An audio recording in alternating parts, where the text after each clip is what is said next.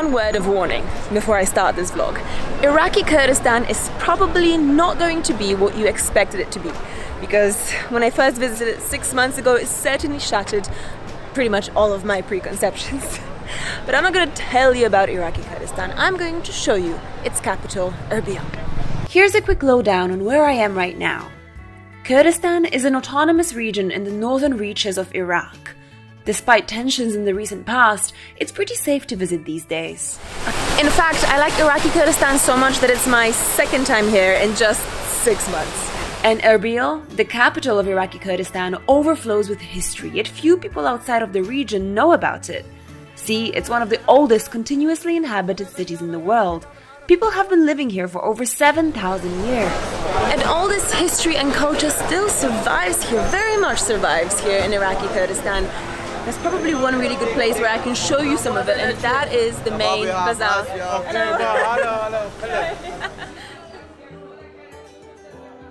I have this theory about bazaars. I believe them to be the true and authentic gathering places for people and cultures. Anywhere in the world, the bazaar always seems to be the busiest and liveliest spot in the city, no? And here in Erbil, it's no different.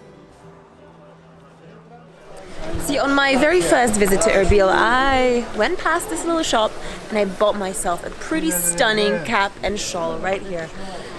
It's still one of my favorite items, probably one of the coolest things I own. Hi. How are you? Good, excellent. I still have my hat. Let's try this on. Alright, the traditional Kurdish cap. Good? How about this? Embellished caps and turbans are a key part of the Kurdish traditional dress, and they're still widely worn here, especially by men. My thread is me. Yeah, it's my favorite piece.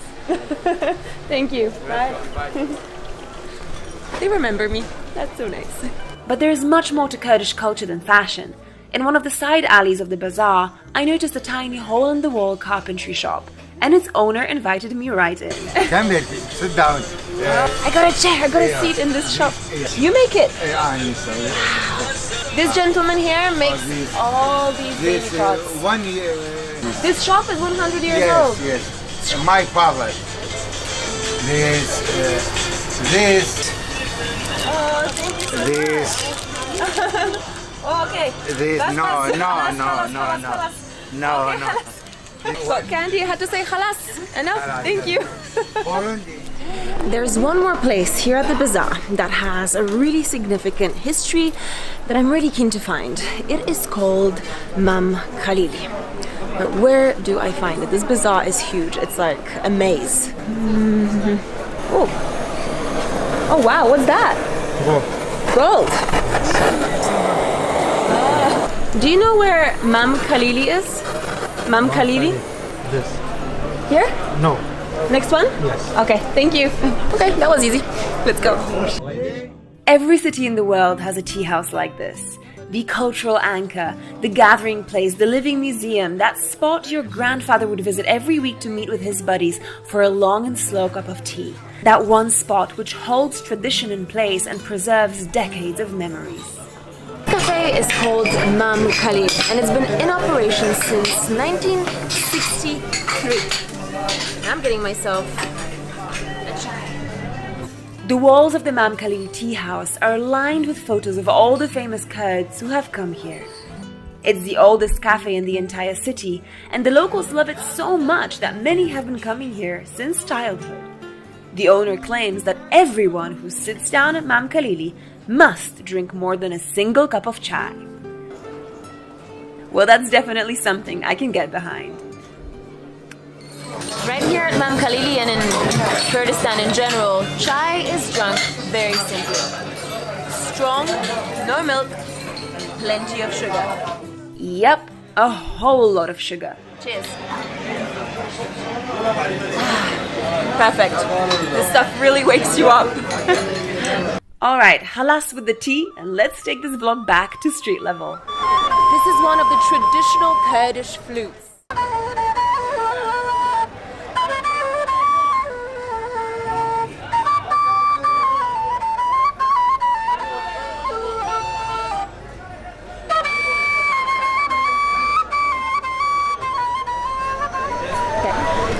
Bakir, Yes. who is telling me about all these traditional Kurdish flutes. Tell me again the name. This one. Nai Bilwe.